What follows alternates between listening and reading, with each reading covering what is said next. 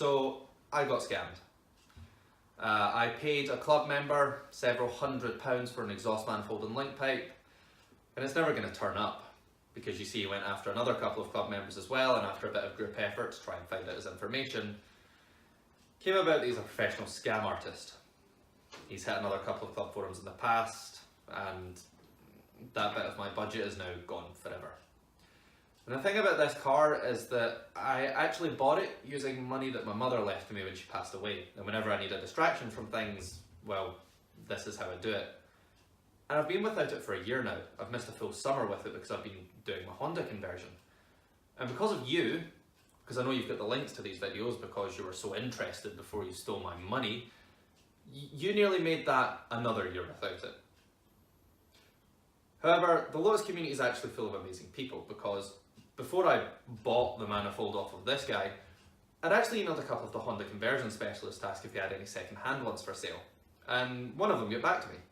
Andrew from Maidstone Sports Cars got in touch to say that they had a prototype set of primary headers. And they didn't have the merger or the link pipe, but the headers are the actual complicated bit, which was the main bit that I didn't really want to have a go at fabricating. However, by this point I thought I'd already got a hold of something, so I said thank you for getting in touch, but I've already got something. A week later though, still no manifold, and all the truth had come out about the situation, so I got back in touch, explained to him my situation, and asked how much he wanted for them. And to my surprise, all he wanted was postage. So now I have these very nice stainless steel primary headers to go on my car. Now what we'll do is we'll get them bolted up to the car, we'll get a slip-on merger on there, and then we'll measure up and fabricate the link pipe to actually go to the silencer. Now the thing about that though is for exhaust work you really want a TIG welder.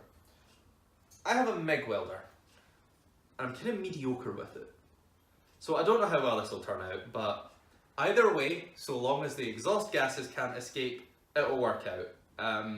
Andrew, I really can't say how thankful I am for this.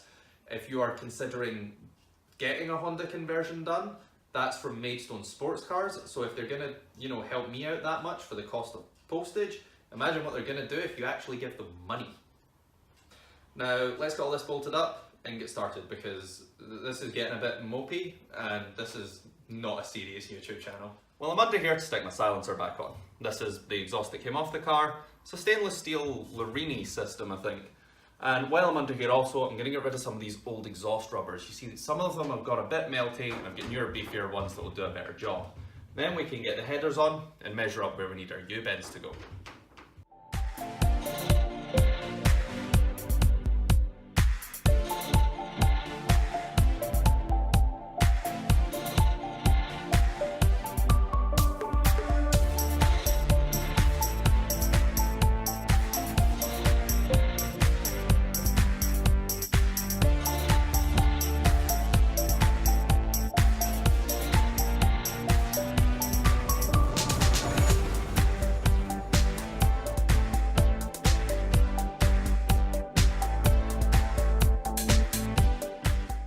Well, they say entertainment's all about watching the suffering of someone else, and true to form, none of this is going right. See, I've got my collector on here, which I was hoping would pull the top tubes down towards the bottom ones and give me a bit of room on this subframe.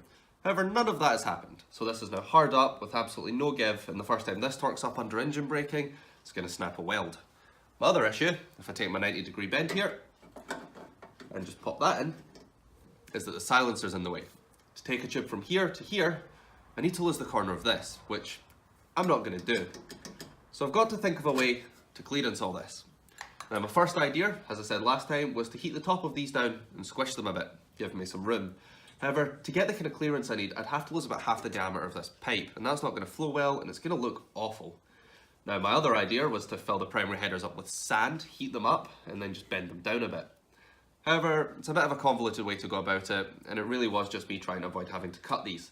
Which is option 3, and probably the one we'll go with, is to cut these through the bends, take the straights off here, weld it all back up there, and just have this collector come out to about here at an angle, slip my 90-degree in there, and then just take a tube from here to here, and then radius it with a couple of pie cuts. Now the reason I wasn't thrilled about that is that these primary headers have a lot of very nice TIG welds on them, and I have a MIG welder, which won't weld anywhere near as pretty. However, at this stage, provided it doesn't leak and it flows the exhaust gases all right, I'll take whatever I can get, just as long as I get this together.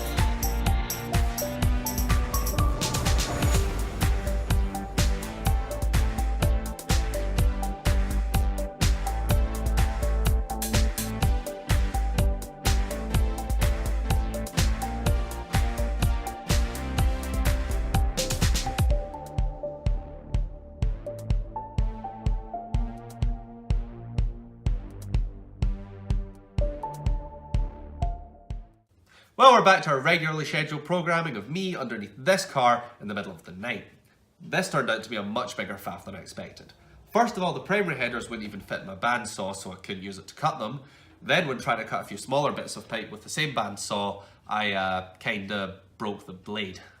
Which means that me and my hacksaw have just become the best of friends tonight. Just so much quality time spent with that hacksaw. So much quality time, in fact, I'm gonna have to cut most of it out. Because you see, if I leave all that in, and one of you guys commit suicide because of one of my videos just out of sheer, monotonous, hacksaw-based boredom, well, I think I'd feel bad.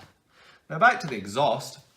Now that it comes out of this angle, you can see there's so much more clearance. I can actually fit a finger between the exhaust and the subframe now, which is plenty of space.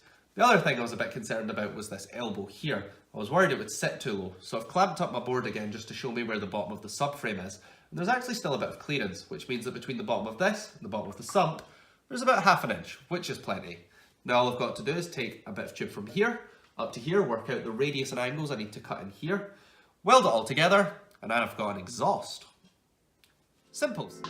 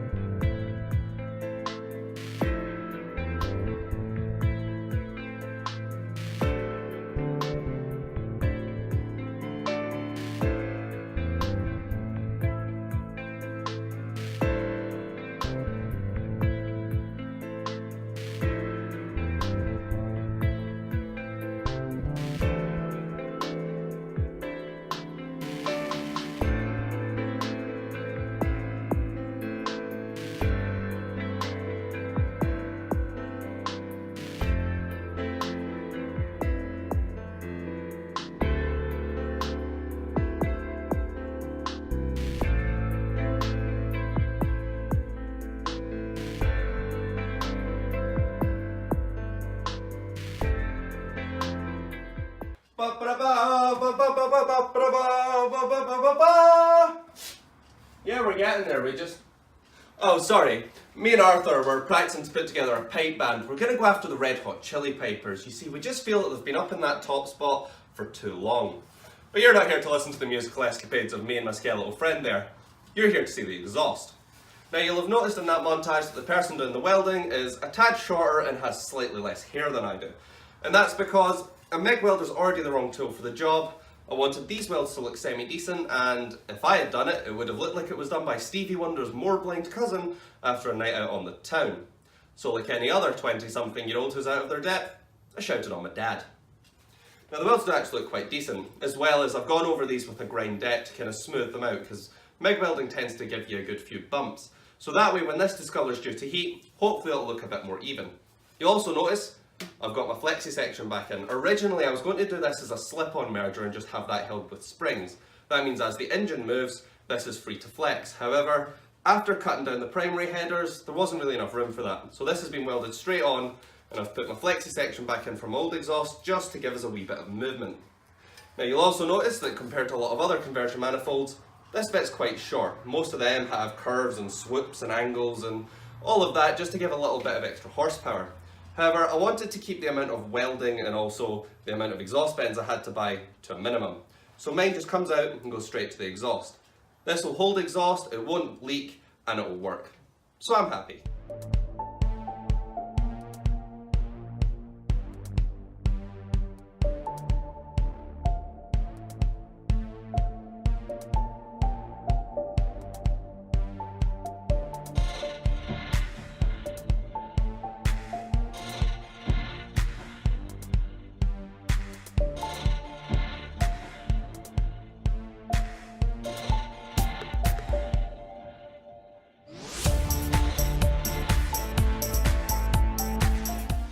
Well, that's the exhaust all finished up and bolted in solid.